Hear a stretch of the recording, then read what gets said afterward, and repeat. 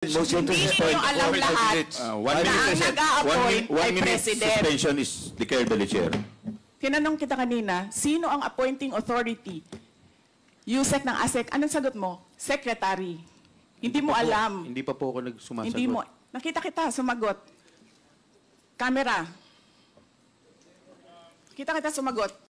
What is the point, Honorable Vice President? Ang sinasabi ko sa inyo, bakit nyo kine-question ang due process? Tanungin nyo, ang appointing authority, bakit niya tinanggap ang resignation letter?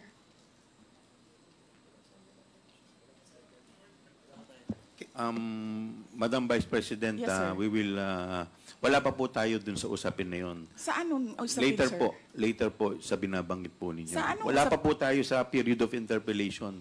Bubuksan ko pa lamang po ang period of interpellation. Yes, sir. Nandun na kayo sa topic. Hindi po tayo nag-i-interpellation Madam ngayon. Vice President, nag-uusap po muna ang mga miyembro. Yes, so, sir. please do respect. Yung Yes, mga, I am very respectful. I am dovetailing from Congressman Marcoleta. The appointing authority is the President of the Republic of the Philippines. Why are you questioning due process in a discussion of resignation of USECs and ASECs? Wala pa pong nagtatanong about that, Madam Vice President.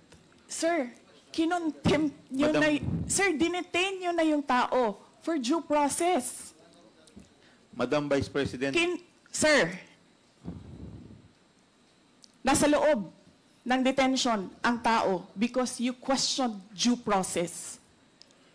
Asaan ang explanation ng due process ninyo doon? Nasaan? Madam Vice Tinanong President, kita kanina. I'm sorry, sir. Tinanong kita kanina, sino ang appointing authority? USEC ng ASEC. Anong sagot mo? Secretary. Hindi mo alam. Hindi pa po ako nagsumasagot. Hindi mo. Nakita kita, sumagot. Camera. Kita kita sumagot. Sinabi mo, Chairman, Secretary. motion to Hindi suspend. ninyo alam lahat One na minute, ang nag-a-appoint ay one minute President. suspension is declared by the chair. Can we observe proper decorum, Mr. Chairman? You need to reconsider that extension of your detention. It was illegal in the first place. You asked the President why he accepted the resignation. Do not ask due process. Mr. Chairman. Mr. Chair. Yes, Congressman Paduano. Congressman Nakop. Mr. Chair, Madam Vice President, if you have any question insofar as the actions of this committee are concerned, I think the proper remedy is for you to go to the court. Sir, I will go to court.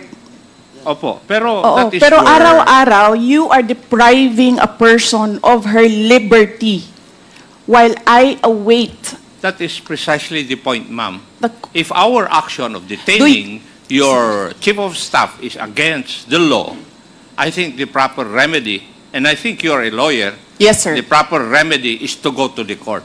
Sir, do you really want to show the Filipino people kung anong kaalaman ninyo sa batas? Ang sinasabi ko lang po ay sundin Oo. po natin yung batas Kaya dito nga, sa sir, House. sundin natin yung Kasi batas. nandito po kayo dito sa bahay ng Kongreso. Yes, sir. Sundin natin yung batas. Why will you penalize, punish Yusek Lopez for an act of the President? Madam Vice President, that is the decision of the committee as a whole. Sana po respetuhin po ninyo. Yes, sir. Kung meron pong Okay. remedy, alam naman po ninyo bilang abogado na tama po yung sinasabi ni Congressman Akop, pwede po tayong mag-file ng relief sa Okay, court. sige, sir. Tinutulungan ko lang kayo, sir, kasi napapahiya ang Pilipinas. Ganito ba ang House of Representatives? Tinutulungan ko lang kayo. Maraming salamat po, Madam Vice President.